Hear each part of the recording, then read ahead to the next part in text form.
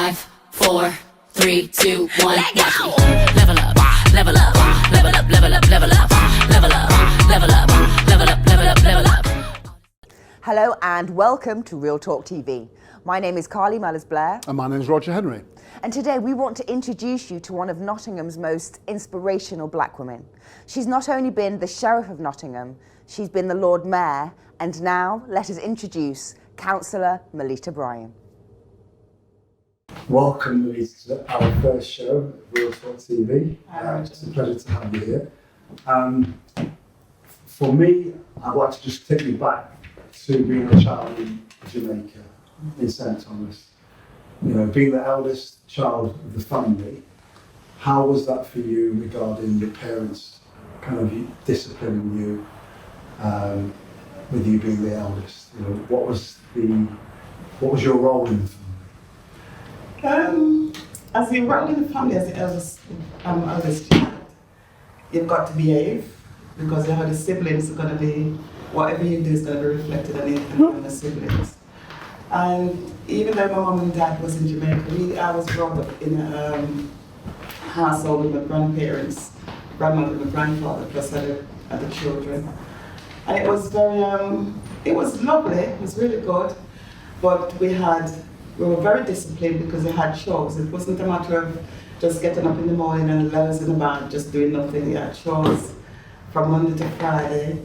And on the weekdays, we had to fetch water. We had to gather firewoods because at them days people didn't have the nice amenities that we've got like today. So we had to fetch firewood, we had to fetch food. And my grandmother, she was, looking back now, she was an entrepreneur. So she went to the market on a Thursday. So we had to get all the food collected, what she's going to be selling. And she also boiled oil, coconut oil. So we had to fetch the water to wash the coconut for her to boil the oil. So we had our chores. And then Saturday was cleaning day. So we had to clean the house, we had to sweep the yard, you have to do the washing, and then a Sunday you get your clothes ready for school for Monday. And then after you've done that, then you sit and you read your Bible, because my grandmother was a Christian, both her and my grandfather were both Christians. So on Sunday, you don't play on Sunday. That wasn't a play day, that was a day for getting yourself ready for school on Monday and reading your Bible. And that's how it was, but that's how we grow up, you know, so the discipline was there, we didn't expect any different. If you did anything wrong, of course you get beaten. But to us, that was our parents showing us love, because my grandparents have never said to me that I love you. But we knew that they love us because of the discipline that they instilled in us. And we've got to be courteous to them, we've got to be courteous to their generation, we've got to be courteous to our aunties and uncles. And we could not sit down and listen to your parents talking. We couldn't interject when your parents was talking. You couldn't interject and butt in and say something because I wasn't talking to you. You didn't know about it. And that, to me, that was how we was brought up, you know. And I don't think it did us any wrong. I think it made us who we are today. You know, that we're probably able to bring our children up in the same vein if we're let to do that. It's a little bit different now, but that's how it was then. It was good. Apart from that, you know, apart from a Sunday, once you finish everything, you could go and have a play, you could go and climb trees, you can go and do other things. You know, you have plenty of fruits. You said you can go and have pick your mangoes, pears, all the things that we have to buy today in the shops every year. Looking back, when I was a child, we just take it for granted. It was there. So it was a happy childhood. It's good. And then you've arrived in the UK. Obviously, it's a brand new environment. Yeah. You're having to go to school. What was it like as a black child in a predominantly white school at that time for you? Well, for me it wasn't so bad because I went to Bentinck School. And when I came, there was quite a few black girls there because it was I think it was all girls school. It was all girls school. There was quite a few black girls there when I came. But being new, of course, the older ones, because they've been there before you, they sort of sort of leave it to your own devices. But you know, it was okay. It was okay. I find the teachers wasn't as strict as Jamaica, so you could get away with things that you could not get away with in Jamaica. I can remember I fell asleep in class once, and when I was just dozing off, and one of the girls says, "I miss Merlita is sleeping," and the teacher just looked at me and says, "Oh, she's tired, so just leave her alone." Could never get away with that in Jamaica. That would never happen. But there was this little difference there. Jamaica, you've got to learn. You've got to. There's no if and but about it. And I think over here they didn't sort of put the emphasis so much on it. You know, that you've got to learn. I don't know because it was a state school, you know, but that's how it was. It was different. Yeah. And just talk me through your illustrious team of support that you have, from organising to the sponsors that you've brought in to support you over the years. Well, you're in that team, Roger. You're in that team. My daughter Natasha, I know your daughter China. China doesn't know a thing about it because she was only a couple of months old. She was premature and she hasn't got a clue. So I've got her, you know, I've got, like I've mentioned, the food shops who's been on helping. But as it growing over the time, you know, we've got the people at the universities, both universities who stepped in because they thought it was a good thing. We've got Ian, we've got Sir John Pieces behind it 100%.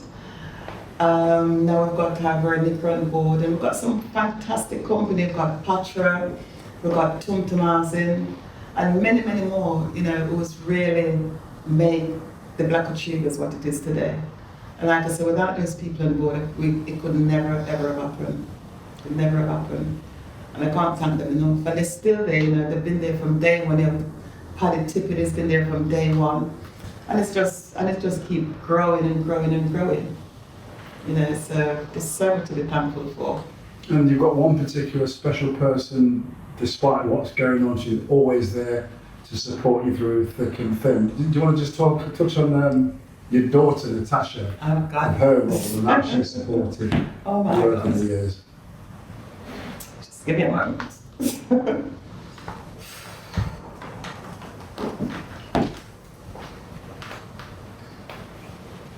Wow.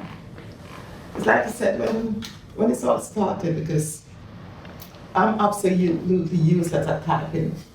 I did a typing course years and years ago across the road, but it didn't get very far. And it would take me forever to do documents, type up things. And Natasha, she sat up with me when she just came out of hospital with her premature daughter. And until this day,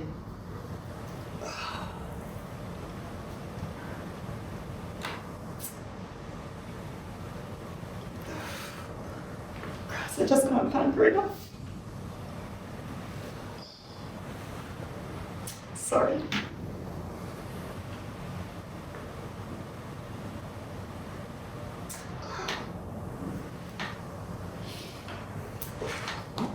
She's always there to pick up the bits. I run to her at the last minute. This is what Natasha, I can't do this, I can't do that. And she said, and just give it to mom and she'll do it, you know. She's just a blessing. Just a blessing.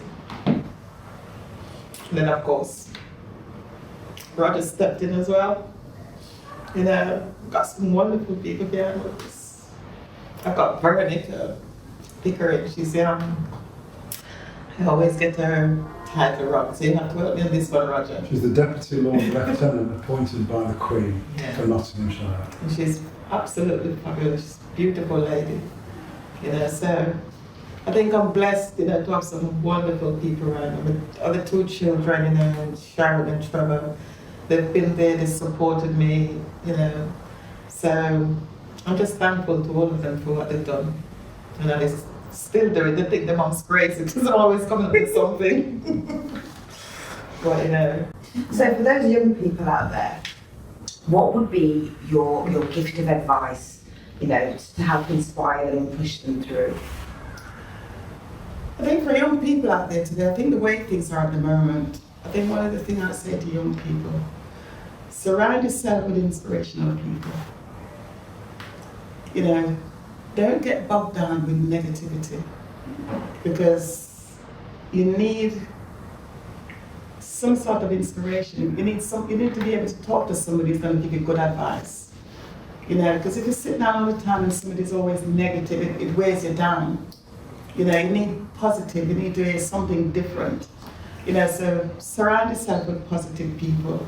Take advice, and don't think that you know it all, because it doesn't matter how old you are, you will never know it all.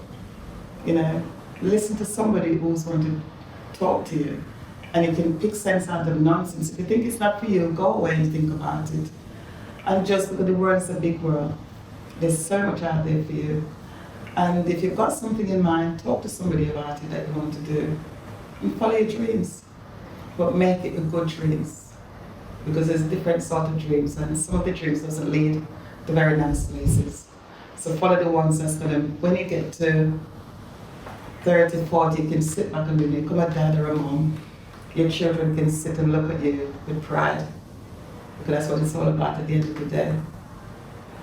You know, so get some inspiration around you. Beautiful. I love that. Thank you. And just as a final note, just to end your illustrious career from leaving Jamaica, doing school, working in factories, on the shop floor, being an hairdresser, going through difficult processes within your life, relationships that have failed, having to be a single mother, balancing a home life, balancing your personal life, becoming a trade union leader, then going on to the sheriff, then the Lord Mayor, at the same time, all of this being a councillor. Then, as an end product of all of this, who would you say was that most inspirational person who that you remember throughout your career so far? I thought you were talking about somebody else than Roger. That's you. I think I've got to put it down to my mom. My mom was a very, very quiet person. My mom never complained. She gets up and she gets on with it. And she's had some not very nice jobs over the years. But she never complained. I can remember when she was working at Mopley Hospital. And she came around this particular evening and she didn't seem herself, she didn't seem very happy. And I asked her what the matter was and she wouldn't say. And in the end, I got it out of her. There was somebody at work who was making her life miserable. And I said to her, Mom, don't worry.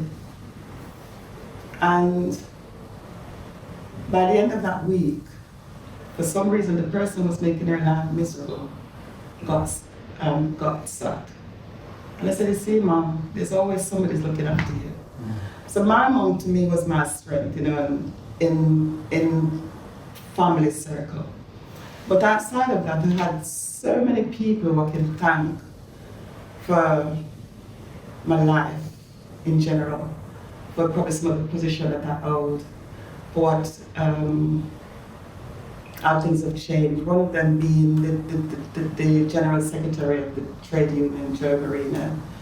He was such an inspirational person. I used to sit and listen to him when he was in conferences or when we have meetings, or when he gives speeches, and the way it was, he made sure that it was all okay as trade unions. And I'm going to tell you another story of somebody who helped me, and I'll probably end up crying again. I remember when I was working at Woodbury Road, and I lived on Kennan Circus End. And it wasn't on a bus route, so I had to walk. I had my eldest daughter then. And I had to walk all the way from near the forest, this end of the forest, to go to Woodbury Road. And I was late almost every single morning for work. I start work at 8 o'clock and I'll get there 8:45. And bearing in mind that we're doing piecework, so I've got to earn my own money. And the manager of the factory, Mr. Cohen, is probably passed away now. And I had to drop my daughter off at Clipstone Avenue. Somebody was looking after her for me because she wasn't in nursery. And then I'll drop her off and then make my way down to work. And almost every single morning, Mr. Cohen used to drive past and pick me up and take me to work. I thought, oh God, one of these days he's gonna sack me. And this particular morning, he dropped me to work, picked me up halfway at the traffic light and dropped me to work. And about half an hour later, he called me in the office.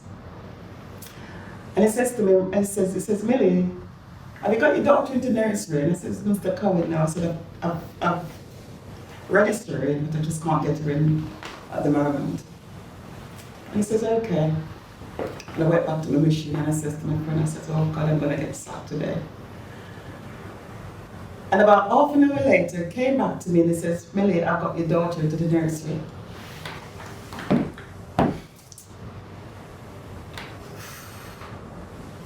And you know,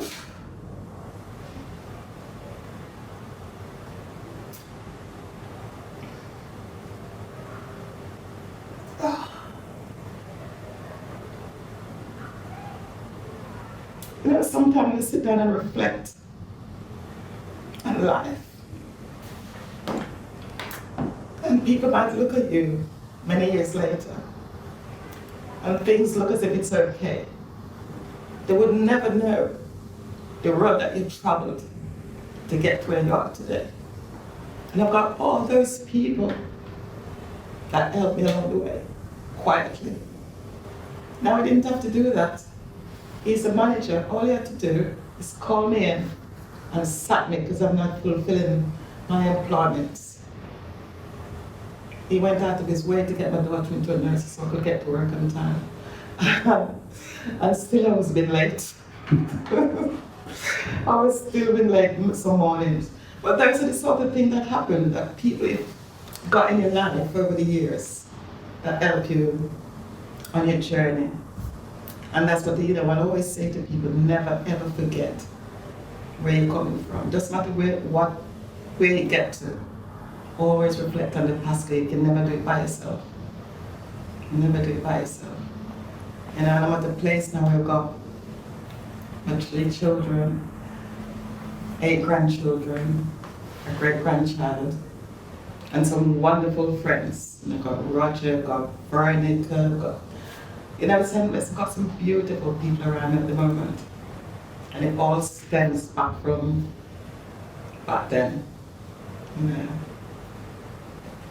So I think that's just blessings. You can never forget about my father because he's always in the mix. Thank you, Veronica. Made me cry then. Such to my love. Grateful to have you on the show as part of Black History Month as well. So thank you, Merlita. God bless you. Well, it's a pleasure, and I'm looking forward to it. Because I think it's going to be a great platform for people to come and say, talk about themselves and other things. So thank you, guys. Thank you. Level up, level up, level up, level up, level up. Do you know, we've got so much creativity in Nottingham that I just had to celebrate it with our launch episode. I got to interview Two Tone. Now, I've known Two Tone for a few years, but I've never really sat and had a real good conversation about his history, his music, or why he does what he does. Take a look. It's been about 10 years, maybe 12 years seriously now. At first it was just an expression with friends. It was just something we all used to do in school. People writing bars and come in, and then there'll be little clashes in classrooms when the teachers left the room. A close friend of mine, Jar Digger, he sort of inspired my first bits around music. Listening to him, and then went to a couple, local talent shows and open mics where I just got the opportunity to express what I'd been, practicing in my bedroom in front of 10 people, 5 people, and then it just gradually grew. Built a bit of a buzz locally, put out a few singles, a good way to vent as well. Like a lot of my music is based around my life experience, so I found that it was sort of like therapy for me. I've delved into different sounds. I don't like to put myself into any sort of category like, I'm a grime artist or, I'm a hip hop artist. I'm just I'm a songwriter. I write songs, I write music. My creative process, it changed again about again, about 10 years ago. When I started out, I was in a group called LRG. So yeah, we all used to go down to Blender's house. Blender had a house back then over Colton Way, but basically we turned his house into a studio. The kitchen was where we made all our music and the beats, not with pots and pans, but you know, we made beats in the kitchen and we rapped in there. And I used to write a lot of my stuff down on paper, but I'd have to have like the instrumental running and then this vibe to it like that. We'd all write in groups. So it was like group sessions. So we were bouncing off each other, writing, working for hours on end. You know, sometimes we're up all night to the next day till we're going, you know, to our college in the morning or part-time job, whatever we was doing back in the day. So yeah, sometimes I was up for hours and then just writing. So what I have found is that my talent was to, you know, recite rhymes in my mind with flows and rhythms, and it just stuck with me like that. So I stopped writing. People find out, oh, you stopped writing, that's one Jay-Z thing, and you know, only these people can do that, you know what I mean? But it's something that I find to do very, very easy, and it was just like it was better for me. I'm not saying like it was harder than writing it down, because for me it was easier than writing it down. So yeah, that's what I found, and ever since then I've been doing it like that. I've performed at Rock City a couple of times. That's like a big venue in Nottingham. We did something called the UK Takeover there. Again, that was with LRG. One of the best venues I performed at was Glastonbury. Obviously, that's a big one. It's well known. Did that again with Jar Digger and a producer called DJ Vimpto. London's always nice, like Camden. Performed a few times in Camden. You know, open mics there. It's very quirky. Yeah, Nottingham in general as well. Hometown. Anytime I've performed here, I get a lot of love. So. Yeah, anywhere really. I perform at home. I enjoy it. You know, since the lockdowns happened, I was doing some stuff like on Insta Live. On a whole, my message has just been about my life experience. So the good, the bad, and the ugly. I'm just releasing the album. I'm going to plug it quickly. It's called Black and White. So my message with this one in particular is basically about being coming up as a dual heritage young man in a time when, especially with having African descent, it was different. There was a lot of Caribbean descent, you know, mixed heritage in my generation, but there wasn't many African descent that I can remember. So in school, like, my surname would get pronounced wrong and then people would laugh, you know what I mean? And all them little cliche things, but I look back on now and like, you know what, it was calm, but at a time that made me feel like uncomfortable. It's the way I say, I might have even said sometimes, remember being young, like, no, I'm Jamaican, you know what I mean? And didn't really embrace that side of, you know, being African because it was unusual, you know what I mean? Especially where I was coming from. Having black in me and having white in me sometimes leaves me at a place where I'm in the middle. Because I understand obviously the struggle of being a young black man and coming up in a country where, you know, that racial profiling and all the things that you'll hear about is very relevant and very real. And I've felt them ways, you know. I've not put my surname on CVs or changed it or, you know, changed my address on certain things because I know that has an impact in certain systems, ways of working. Just be true to yourself. Be true to what you believe in. So much of the time now I'm seeing like people following others, like following the latest trend and following what's next, what to wear, what to eat. You can't lie to yourself. So I think, if you're honest with yourself, then you can find some peace of mind. It's weird that this brings to mind, but it's something really basic, and it's something Jermaine, my friend Jermaine, who's more like a brother, told me, and it was like, he like passed his driving test before us when we was younger, and then we used to like be in Jermaine's car, and he was like, you just got to do it. Whatever it is that you want to do it. Like, don't wait, don't think, oh yeah, I'm gonna, you know, put this into place first. Start it. Make a start. Take that first theory test, or, you know, take that first step even if it's sometimes in faith, you're not sure how it's going to work out. You don't know how to drive. Like, that's someone people know, and they obviously don't know how to drive. You don't know how to drive, just make a start. The industry is a funny one, because as I've grown older and got more, understanding of how things work, I know that there's different pockets in the industry. You know what I'm saying? And there's certain areas that promote a certain type of music, and it's got a certain agenda to keep certain activities popular and to keep certain ways of living, like materialism and so many different things. I wouldn't want to personally change anything, I don't think. I feel it's set up to and designed to serve a purpose. I feel as though it does that. There's windows, like I say, there's different pockets in the industry as well. So you've got your indie, you've got your hip hop, you've got your your rock, and then you've got all your other sub-genres as well. There's so many different pockets. But yeah, I feel like there's a certain way it's set up to glorify a certain lifestyle. And at one point, yeah, I was with it, but I feel like I'm just like, yeah, tired with that now. And it is what it is though. Like it's all good. It's still creation and creativity at the end of the day, so can't knock it. My dad lived in London, and obviously my mum lived in Nottingham, so I live in Nottingham with my mum. When my dad was down, do you know what I mean? Like them reports came clean. I was much more better behaved, like I say, just because of the discipline factors. And with my mum, I felt like I could get away with a lot more. This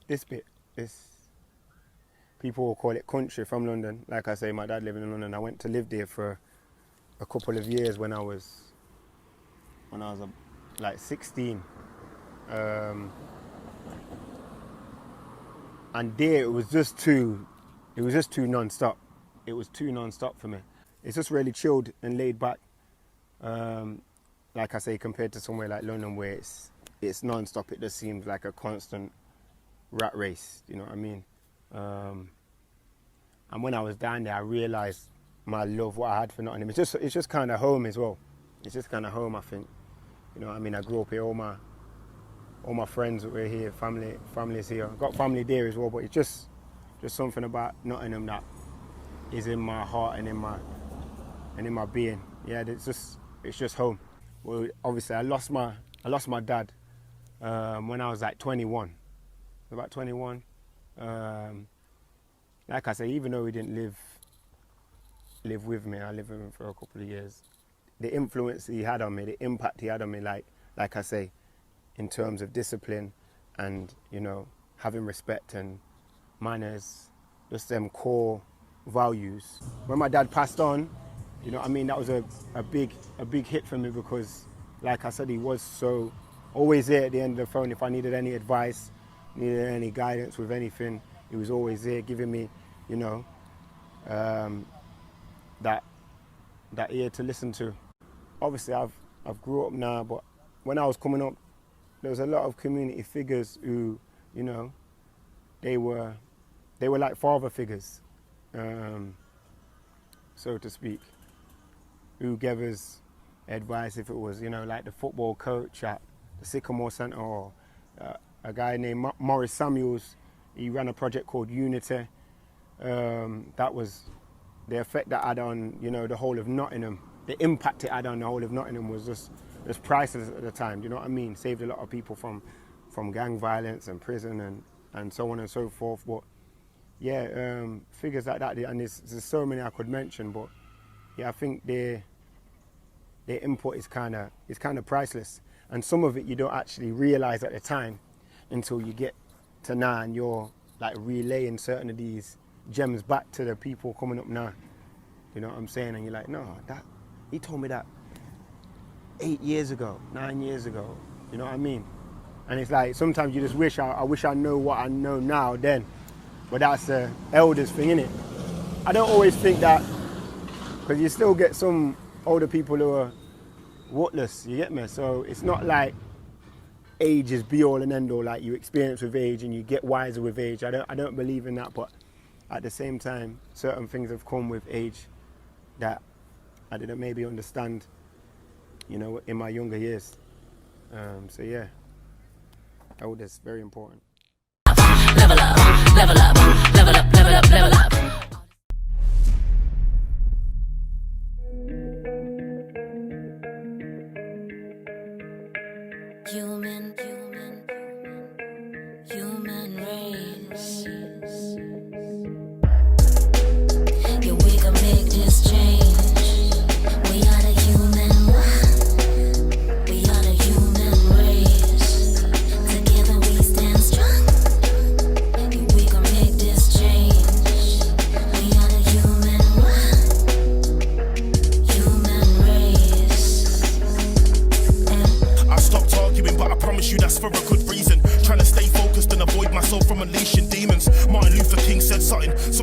keep dreaming. Don't get caught in the smoke. We've gotta keep breathing and keep meeting. March is never over, gotta keep speaking. They're saying that our passion is anger, it's cause we still healing, still feeling all the chains from all this mistreating, suffering from the beating, seeing our brothers still bleeding. I love you, stand strong and empower yourself, and don't be scared, it's okay cause you can ask me for help. I've been up and down, it's mental, trying to deal with my health. They say that all lives matter, they don't get what we felt. A lesser, not an equal. Sick of talking to those people. They're killing our own around the world like it's legal. I'm trying to keep it peaceful, reparations for their evil. Wondering why every conversation turns lethal. We've been asking for too long, the view's wrong. 400 years, don't you tell us to move on. It ain't about black and white, it's about wrong or right. Reparations now and we won't settle for coupons. The education system must change. It's the reason that this segregated Britain looks strange. The reason black sisters have to live and look tame. Or the white jobs sack them like she didn't look sane no more. Switch up the curriculum of history and made it pearly white, but this is knowledge, not some Listerine. Mansa Musa, Marcus Garvey, Kush, Ethiopia, Ethiopia, the birthplace of man. Why is that a mystery? Systematic white power, More's replaced with Latin. Change it now, stop slowing down a world we all make cash in. Black people buy black and that includes the fashion. Cause black lives won't matter till we make it happen. Black lives won't matter till we make it happen. Black lives won't matter till we make it happen. Black lives won't matter till we make it happen. Yeah, we can make this change. We are the human one. We are the human race. Together we stand strong. Yeah, we can make this change. We are the human one. Human race. Yeah. I grew up in a little town. Was the only one that was brown. Mom got beat in the street for having me, and I got a clout. And in my eyes still not right. Gets lazy when I'm tired and when I sip to forget that I felt like I never fit in any place quite right. Not an isolated incident, treated different through infancy. Yeah. But those who were shown a skewed view of my history. Yeah. But now I can articulate myself so they can't use my face to make me feel that I am lesser or I don't deserve my place in this society where I can use my passion and my knowledge to lift up the people regardless of status or the color. And I get what you say that all lives matter, cause that's a fact, yeah.